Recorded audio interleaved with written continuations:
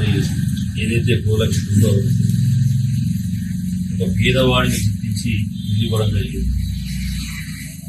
ఒక మన పరకాల నియోజకవర్గంలో 3000 ఇళ్ళు ఇవ్వడం జరిగింది. 3000 ఇళ్లకు 3000 ఇళ్ళు అందరూ ప్రారంభించి బెడ్స్ వేసుకోవడం జరిగింది. పిల్లర్స్ వేస్తాయి, కొన్ని స్లాబ్లు పడ్డాయి, కొన్ని ఇళ్ళు కూడా కట్టుకోవడం జరుగుతుంది. న్యాయబద్ధంగా అధికారుల చేతనే సెలక్షన్ చేసి ఇవ్వడం జరిగింది. అవి కూడా పార్టీలకు అతీతంగా కట్టుకునే పేదవాడు ఇంటికి పోయి నువ్వు కట్టుకుంటావా, కట్టుకుంటే ఇస్తామని చెప్పి మాత్రమే అడగడం జరిగింది. మరి ఆల్ ఆఫ్ సడన్ గా గృహలక్ష్మి రద్దు చేస్తున్నామని అంటే ఆ పేదవాడు ఎక్కడికి పోవాలా, పేదవాడి బ్రతికేది. ఇప్పటికే ఇల్లిప్పి పందిర్లు వేసుకున్నారు. చాలా మంది పాపం ఇల్లు లేక ఉన్న గుడిసెను, ఉన్న పెంకుటిల్లును, ఉన్న రేట్ల షెడ్డును ఇప్పి ఇల్లు మొదలు పెట్టుకున్నారు. నేను ప్రభుత్వాన్ని, ముఖ్యంగా ముఖ్యమంత్రి రేవంత్ రెడ్డి గారిని కోరుతా ఉన్నా, అదేవిధంగా స్థానికంగా ఉన్నటువంటి ఎమ్మెల్యే ప్రకాష్ రెడ్డి గారిని కోరుతా ఉన్నా, గ్రామాలలో మీరు ఎంక్వైరీ చేసి ప్రారంభించిన ఇళ్లను రద్దు చేయొద్దని కోరుతా ఉన్నాం.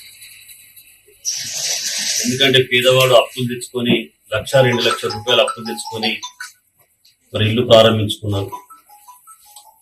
వారే అధికారికంగా కలెక్టర్ గారులే ప్రొసీడింగ్ ఇవ్వడం జరిగింది. దాన్ని రద్దు చేసే అధికారం మీకుంటే ఉండొచ్చు, నేను కాదను. కానీ మొదలుపెట్టని ఇళ్లకు రద్దు చేయండి, మొదలుపెట్టి నడుస్తున్న ఇళ్లను రద్దు చేయొద్దని విన్నపం. ఒకవేళ మీరు కాదు కూడదని రద్దు చేస్తే మేము ఎంతకైనా పోవడానికి సిద్ధంగా ఉన్నాం.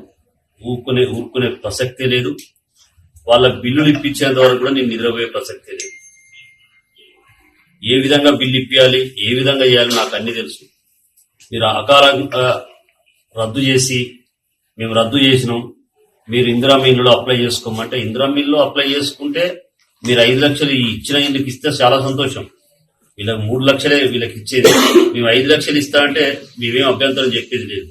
కానీ వీళ్ళు కూడా అప్లై చేసుకోవాలి, వీళ్ళకు కూడా మేము మళ్ళీ కొత్త శాంక్షన్ ఇస్తామంటే అవును. ఇప్పుడు ఉన్న గృహలక్ష్మి పేరు మార్చుకొని ఇందిరా మిల్లు పెట్టుకోండి, మీకు కాదనం. పేర్లు మార్చుకోవడానికి, పేర్లు మార్పించుకోవడానికి, మీ బొమ్మలు పెట్టుకోవడానికి మార్చుకోండి, కాదని లేదు. పేదవాడిని కడుపు కొడితే మాత్రం ఊరుకునేది లేదు. పేదవాడు ఇప్పటికే బిల్లులు రాక 3 నెలల నుంచి వెయిట్ చేస్తా ఉన్నారు. ఎలక్షన్ కోడ్ బిఫోరే మరి కట్టుకోవడం జరిగింది. ఒక నెల 10 రోజులు కోడ్ అయిపోయింది. ఇప్పటికి ఎలక్షన్స్ అయిపోయి నెల అయింది. వాటి బిల్లులో ఊసెత్తుతలేరు, వాటిని మాట్లాడడం లేదు. నేను జిల్లా కలెక్టర్ గారిని కూడా కోరుతా ఉన్నా, మీరు ఏదైతే అప్పుడు అధికారికంగా మీరు ఆలోచించి మరి ప్రొసీడింగ్ ఇచ్చి ముందుకు తీసుకెళ్ళో వారికి న్యాయం జరిగే విధంగా కలెక్టర్ గారు కూడా చేయాలని చెప్పి కోరుతా ఉన్నాం. రేపటికల్లా దీని మీద కలెక్టర్ గారు కానీ అధికారికంగానే ప్రకటన వెలువడకపోతే ఎల్లుండి నుంచి మేము ఊరుకునే పరిస్థితి లేదని చెప్పి ప్రసక్తి లేదని చెప్పి సందర్భాన్ని